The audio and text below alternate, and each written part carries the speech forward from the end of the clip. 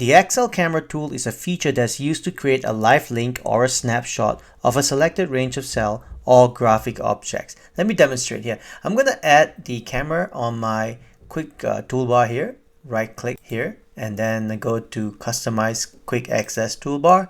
In here on the pull down, I'm going to select all commands and select any of the items here and type camera. It'll navigate all the way down to the tool I want and go add.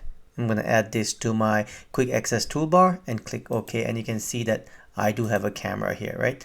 So I'm going to escape here. So next thing I'm going to have to do is to create a live link.